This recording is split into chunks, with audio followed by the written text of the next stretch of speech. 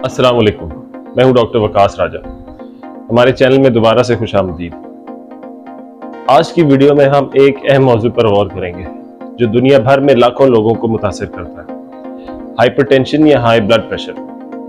अगर आप high blood pressure के मुतालिक कुछ मालूमात हासिल करने इस चैनल पर आए हैं या आप खुद हाई ब्लड प्रेशर का शिकार हैं और इसे कंट्रोल करना चाहते हैं तो आप बिल्कुल सही जगह पर आए हैं। इससे पहले कि हम तफसीलात में जाएं, आइए ये समझते हैं कि हाई ब्लड प्रेशर दरअसल क्या है। हाई ब्लड प्रेशर एक दायमी यानी क्रॉनिक मेडिकल कंडीशन है जो उस वक्त होता है जब आपकी शरियानों में खून का प्रेशर एक खास हद से मुसलसल ज्यादा रहने लगता है। इससे आपके दिल पर और खून की नालियों पर इजाफी दबाव पड़ता है। शरियानों की दीवारों पर दबाव पड़ने से शरियानें कमजोर हो जाती हैं। हाई ब्लड प्रेशर को खामोश कातिल या साइलेंट किलर भी कहा जाता है क्योंकि यह आम तौर पर कोई अलामत जाहिर नहीं करता और पसे पर्दा रहकर नुकसान जारी रखता है।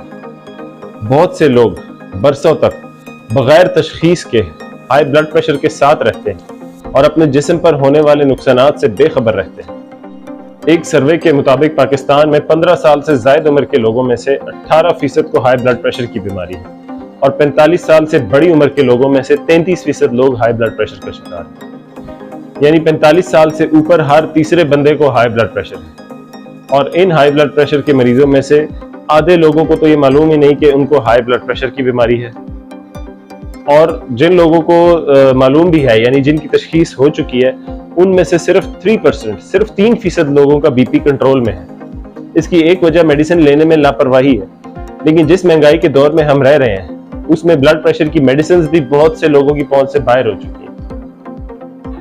तो इस वीडियो में हम हाई ब्लड प्रेशर से रिलेटेड वजूहात और रिस्क फैक्टर्स पर बात करेंगे।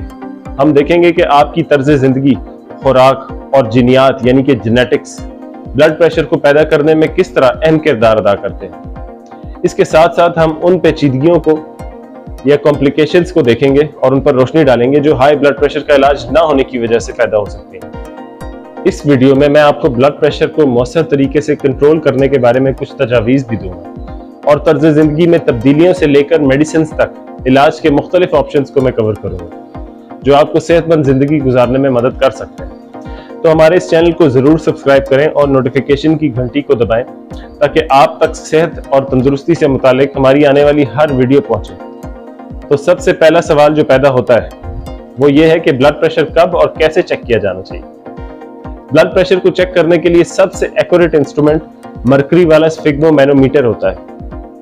Digital blood pressure measuring instrument घर पर बीपी मॉनिटरिंग के लिए तो इस्तेमाल किया जा सकता है, लेकिन इसमें हमेशा कुछ एरर का चांस रहता है।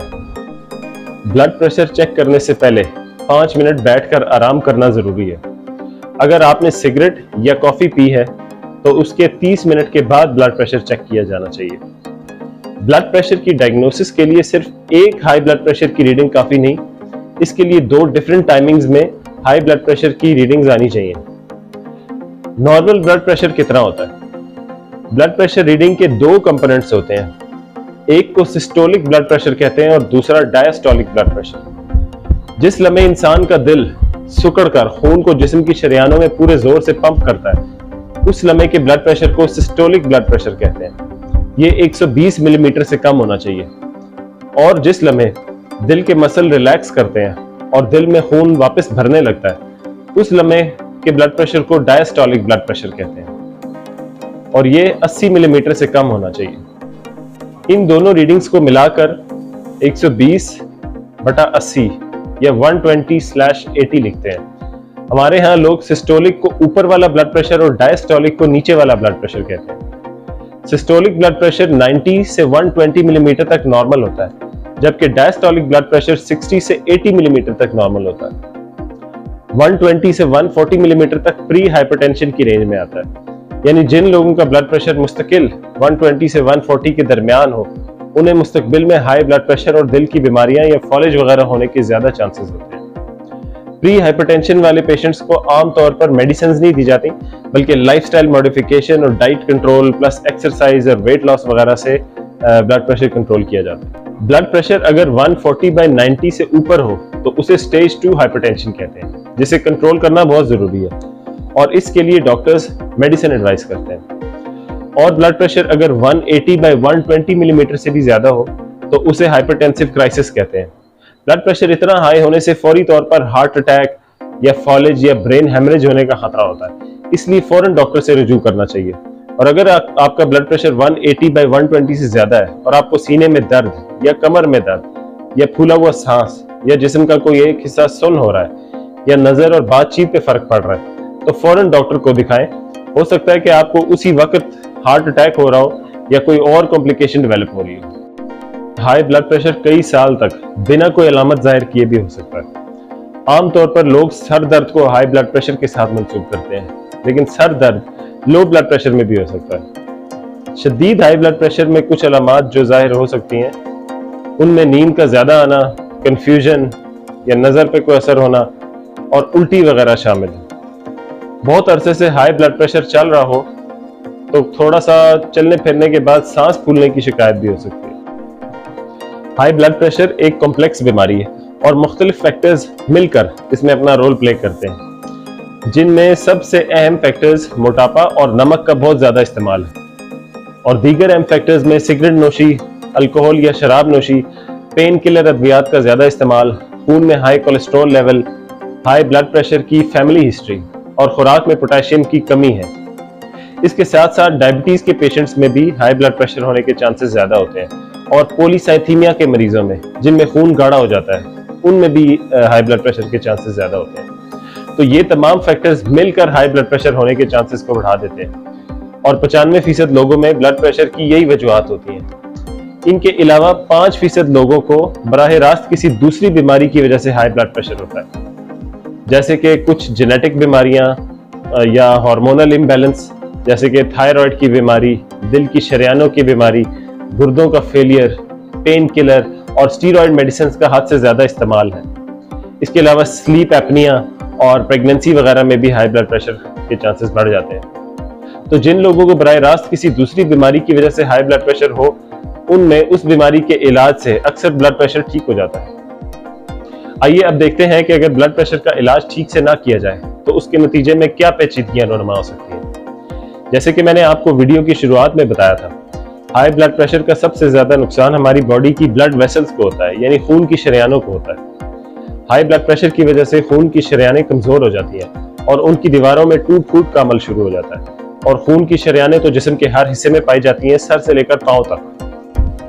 हाई ब्लड प्रेशर का सबसे ज्यादा असर दिल पर होता है, क्योंकि ब्लड प्रेशर जितना ज्यादा होता है, हमारे दिल को खून पंप करने में उतनी ही दुश्वारी होती है और इसी वजह से दिल के पट्टे बड़े होने लगते हैं। इस अमल को हाइपरट्रोफी कहते हैं।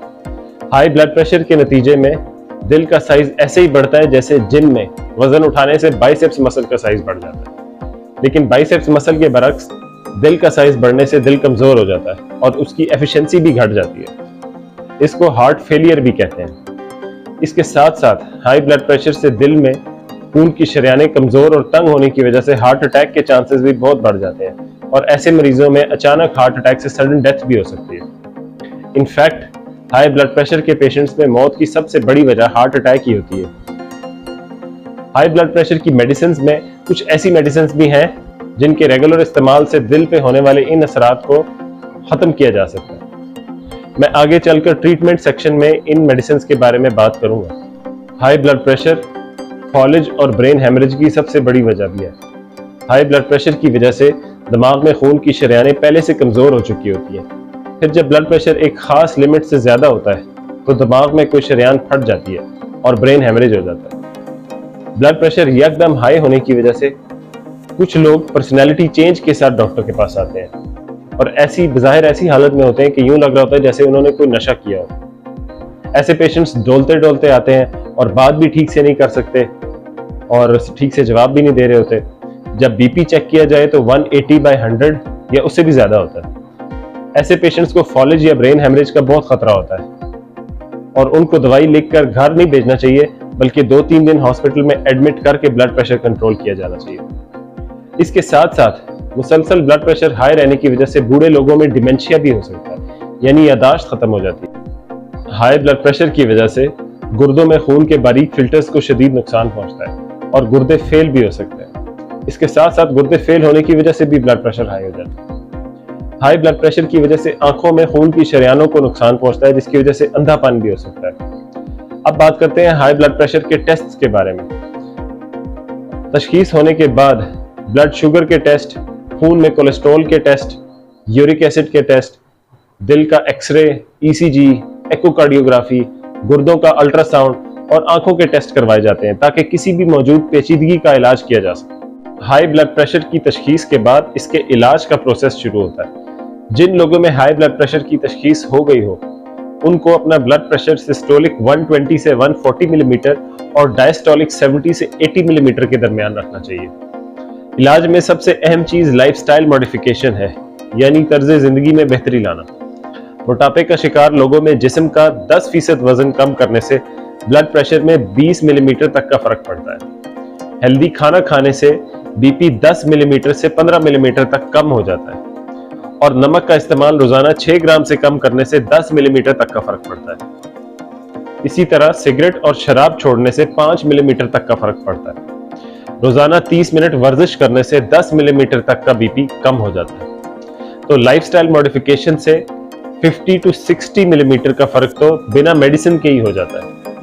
हाई ब्लड प्रेशर के पेशेंट्स को ऐसी खुराक लेनी चाहिए जिसमें फल और सब्जियां ज्यादा हों और बगैर मलाई के दूध और दही शामिल हो। इसके साथ साथ खुराक में डाइटरी फाइबर का होना भी बहुत फायदेमंद है और रोजाना 6 ग्राम से ज्यादा नमक नहीं इस्तेमाल करना चाहिए। इस डाइट को डैश डाइट कहते हैं। मैं वीडियो की डिस्क्रिप्शन में डैश डाइट के कुछ सैंपल्स शेयर कर दूंगा जिनसे आपको समझने में मजीद आसानी होगी। रोजाना 30 मिनट की एक्सरसाइज से ब्लड प्रेशर कंट्रोल में बहुत मदद मिलती है। इसमें तेज वॉक और कार्डियो एक्सरसाइजेस शामिल हैं जिनके करने से पसीना आए और आपके दिल की धड़कन तेज हो जाए। लेकिन अगर आपके लिए ये मुश्किल हो और आप ये एक्सरसाइजेस ना कर सकें तो एक नई रिसर्च से साबित हुआ है कि एक आसान सी हाथों की एक्सरसाइज बाकायदगी से करने से ब्लड प्रेशर 6 मिलीमीटर तक कम हो जाता है। ये एक्सरसाइज आप हमारी स्क्रीन पर देख सकते हैं। लाइफस्टाइल मॉडिफिकेशन के बाद भी अगर ब्लड प्रेशर कंट्रोल में ना आए तो ओरल मेडिसिन की जरूरत पड़ती है। ओरल मेडिसिन मुख्तलिफ टाइप्स की होती हैं। इनमें कुछ मेडिसिन दिल की धड़कन को स्लो डाउन करके ब्लड प्रेशर कम करती हैं। कुछ मेडिसिन वक्ती तौर पर जिस्म की शरियानों को खुला कर देती हैं जिससे ब्लड प्रेशर कम हो जाता है। कुछ मेडिसिन गुर्दों पर असर करती हैं और पेशाब के रास्ते नमक और पानी को जिस्म से बाहर निकाल देती हैं जिससे ब्लड प्रेशर में कमी वाक़ई हो जाती है। ब्लड प्रेशर कम करने के साथ साथ दिल को ब्लड प्रेशर के असरात से बचाने के लिए खून में कोलेस्ट्रॉल कम करने और खून को पतला करने के लिए भी कुछ मेडिसिन दी जाती हैं। इन सब अद्वियात के अपने अपने साइड इफेक्ट्स हैं, इसलिए पेशेंट के लैब टेस्ट रिपोर्ट्स देखने के बाद डॉक्टर ये फैसला करते हैं कि कौन सी मेडिसिन किस पेशेंट को देनी है। आमतौर पर सिंगल ड्रग से ही ब्लड प्रेशर कंट्रोल हो जाता है, लेकिन कुछ केसेस में एक मेडिसिन काफी नहीं पड़ती। ऐसे मरीजों में दूसरी या तीसरी मेडिसिन ऐड ऑन की जाती है। जिन पेशेंट्स में ब्लड प्रेशर हद से ज्यादा बढ़ जाए और फौरी तौर पर हार्ट अटैक या फॉलेज का अटैक होने का खतरा हो तो ऐसे पेशेंट्स को फौरी हॉस्पिटल में दाखिल करके इंजेक्शंस के जरिए ब्लड प्रेशर कंट्रोल किया जाता है। इसलिए अगर आपका ब्लड प्रेशर 180/100 से ज्यादा हो तो फौरी तौर पर डॉक्टर को दिखाएं। ब्लड प्रेशर के फौरी और मुस्तकिल इलाज से इसकी पेचीदगियों से बचना बिल्कुल मुमकिन है, लेकिन ये एक ऐसी बीमारी है जो एक बार हो जाए तो हमेशा साथ रहती है।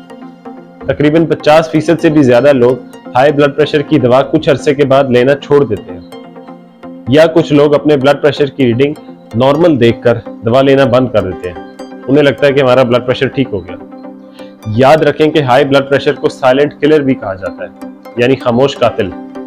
ये आप पर उस वक्त वार करता है जब आप बेफिक्र हो जाते हैं। इसलिए बेशक आपका ब्लड प्रेशर नॉर्मल हो चुका हो, आपने अपने ब्लड प्रेशर की दवाई नहीं छोड़नी। इसके साथ ही हम अपनी वीडियो के एंड तक पहुंच चुके हैं। अगर आपको वीडियो इंफॉर्मेटिव लगी तो वीडियो को लाइक और चैनल को सब्सक्राइब जरूर करें। मिलते हैं अपनी अगली वीडियो में।